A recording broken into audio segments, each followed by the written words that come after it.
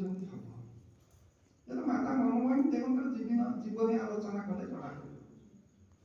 ସେ ସେତେବେଳେ ଶ୍ରୀ ଅର୍ଜୁନ ମହାରାଜ ମୁରୁକି ହସଟିଏ ହସିକି କହିଥିଲେ, माँ तो व्यस्त होना, राधा स्वामी दयाल एक बार आएंगे, बाप बेटा होकर लीला करेंगे।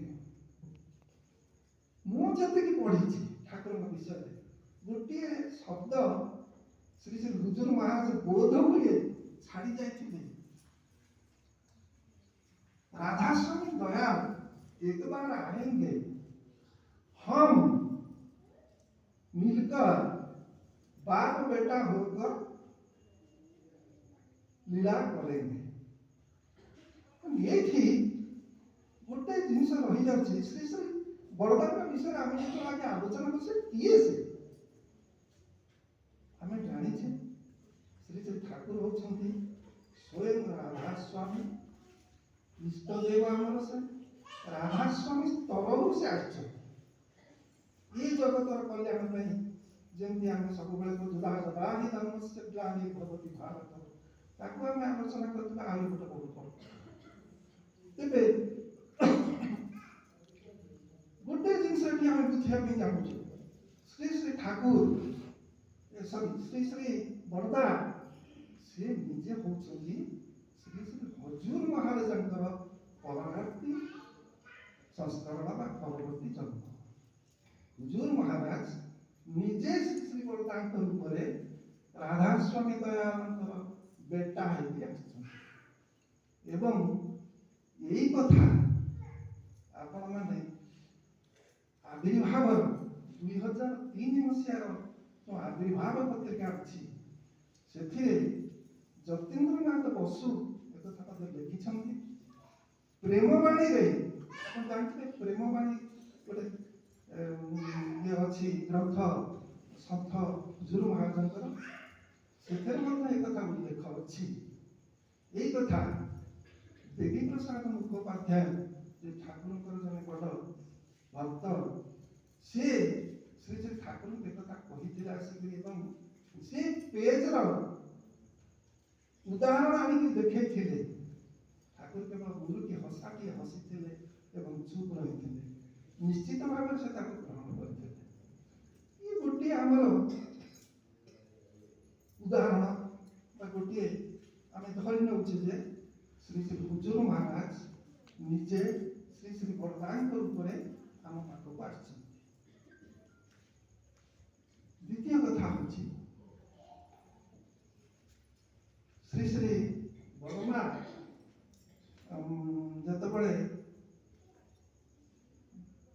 गर्भधारण करते बड़मा बड़दा जो बड़मा गर्भरे थे से दिव्य साधु पुरुष श्री श्री बड़मा दर्शन करके हनुमान जी आएंगे आग लगाएंगे, हनुमान जी आएंगे आग लगाएंगे। प्रकृति श्री श्री बड़दा जो दिन जन्म होते प्रकृति बड़दा जन्म होते मामू घरे जो सिस्टम थिला से प्रथम संतान जो जन्म होता से झीटी बाप घर को जाकि बाप घर रखते से मामू घर जन्म होते पावना सहर में से पावना सहर जन्म है बेले हिमायतपुर में बसंत चौधरी तो घरे निया लगी जाता जमी होता आपण मैंने जानते श्री श्री ठाकुर जो जन्म होते सका समय जो धीवर मैंने सब माछ धरुंच नईरे से देखिले गोटे कौन गाँव में घर जली जाऊँगी केते जोर निया उठुची श्री श्री बड़दान समय ठीक से गोली होता निया लगी ठाकुर जीवनी श्री श्री बड़दान जीवनी आलोचना कले कंपेरिजन कले तुलनात्मक दृष्टि देखा गले अनेक सामंजस्य सब रही कर्म विषय कार्यकलाप विषय अनेक सामंजस्य रही जो ठाकुर गोटे वृत्ति रही समस्त जानते ଯେ ଗୋଟିଏ ଟଙ୍କାର ଏପଟ ସେପଟ ସେ ଠାକୁରଙ୍କ ମୁହଁରେ କଥା ତା ନିଶ୍ଚିତ ଭାବରେ ସତ୍ୟ କଥା, ଏଥିରେ କିଛି ଭୁଲ ନାହିଁ। ଶ୍ରୀ ଠାକୁରଙ୍କ ଜୀବନ କାଳ ଭିତରେ ଆମେ ଦେଖିବାକୁ ପାଉ ତାଙ୍କର ପିତୃମାତୃ ଭକ୍ତିର କଥା।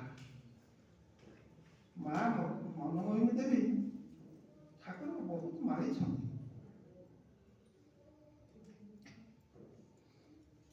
ବାଡ଼େଇଛନ୍ତି, ବହୁତ କଷ୍ଟ ଦେଇଛନ୍ତି। ଯଦିଓ ସେ ଜାଣନ୍ତି ଇଏ ହେଉଛନ୍ତି ପୁରୁଷୋତ୍ତମ, ସେ ଜାଣନ୍ତି, କାରଣ ହୁଜୁର ମହାରାଜଙ୍କର ଆଶୀର୍ବାଦରୁ ସେ ଯେତେବେଳେ ସାଧିକା ହେଇଛନ୍ତି, ଜ୍ଞାନ ପାଇଛନ୍ତି, ମନ୍ତ୍ର ପାଇଛନ୍ତି, ତେଣୁ ତାଙ୍କର ଆଶୀର୍ବାଦରୁ ସେ ପୁତ୍ର ଲାଭ କରିଛନ୍ତି। ସ୍ୱୟଂ ରାଧାସ୍ୱାମୀ ତାଙ୍କ ଗର୍ଭରେ ଆସିଛନ୍ତି, ତଥାପି ଲୌକିକ ହିସାବରେ ଯେମିତି ମା ପୁଅକୁ ବାଡ଼ାଏ,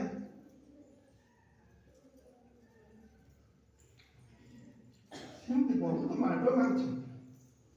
ଆଉ ଠାକୁର ବି ପିଲାଦିନେ ଆମକୁ ଦୃଷ୍ଟିରେ ଆମେ କହୁଛୁ ଦୁଷ୍ଟାମି କରିଛନ୍ତି, ନା, କେବଳ ଲୋକ ଶିକ୍ଷା ପାଇଁ, ଲୋକମାନଙ୍କୁ ଜଣେଇବା ପାଇଁ ସେ ତାଙ୍କର ଆବିର୍ଭାବର ତାମାନେ ସେ ଆସିଗଲେଣି ବୋଲିକିରି ଏଇ କଥା ଲୋକମାନଙ୍କୁ ଜଣେଇବା ପାଇଁ ସେ ଯୋଉ ପିଲାଦିନରୁ ତାଙ୍କର ଯୋଉ କାର୍ଯ୍ୟକଳାପ ମାନ କରିଛନ୍ତି। ଆପଣ ଜାଣନ୍ତି ଯେମିତି ଘର ଘର ବୁଲିକିରି ସେ ବନ୍ଧା ହେଇଥିବା ଗାଈ ଗୋରୁମାନଙ୍କୁ ଫିଟେଇ ଦଉଥିଲେ, ତା ଘର ଭିତରେ ପଶିକିରି ଠାକୁରଙ୍କ ଭିତରେ ଯୋଉ ଚନ୍ଦନ ମରା ହେଇଥିବ ନିଜେ ଆଣି ଗୋଡ଼ି ହେଇ କରୁଥିଲେ, ପିଲାମାନଙ୍କୁ ଡାକିକିରି ଘର ଜିନିଷ ସବୁ ଖାଇବାକୁ ଦେଇ ଦଉଥିଲେ, ଆମ୍ବ ଗଛରୁ ଆମ୍ବ ପାରି ଦେଇ ଦଉଥିଲେ।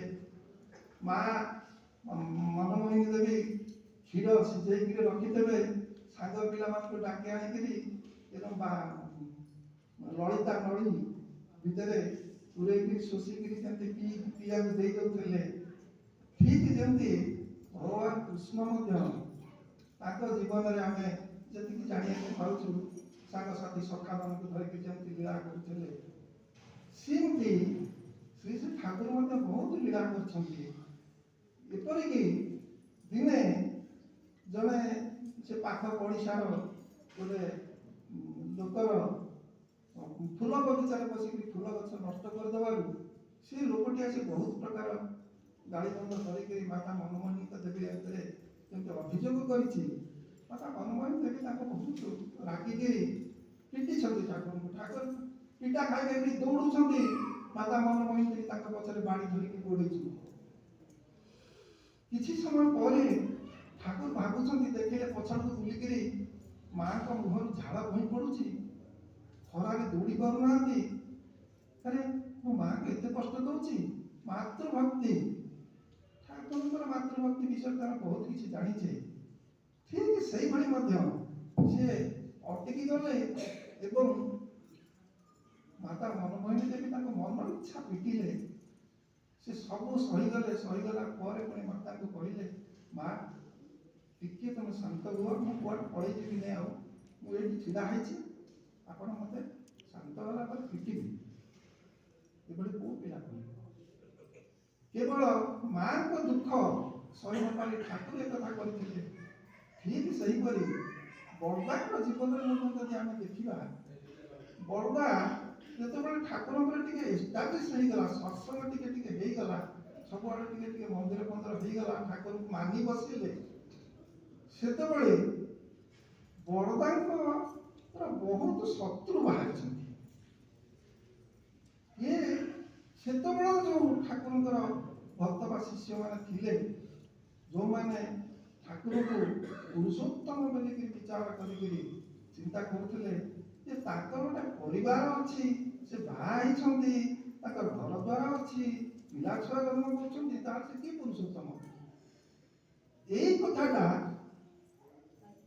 ଅନ୍ୟମାନେ ଯେମିତି ନ ଜାଣନ୍ତୁ, ସେମାନେ ବହୁତ ଚେଷ୍ଟା କରୁଛନ୍ତି ସେତେବେଳେ। ଆଉ ଶ୍ରୀ ଶ୍ରୀ ବଳଦାଙ୍କର ଯେମିତି ଅନ୍ୟମାନଙ୍କ ସାମ୍ନାକୁ ନ ଆସିବେ, ତାଙ୍କୁ ସବୁ ଅଲଗା କରିକି ରଖିବା ପାଇଁ ବହୁତ ଚେଷ୍ଟା କରିଛନ୍ତି। ବହୁତ କଥା ଅଛି ଏସବୁ ବିଷୟରେ ଆଲୋଚନା କରିବା ପାଇଁ।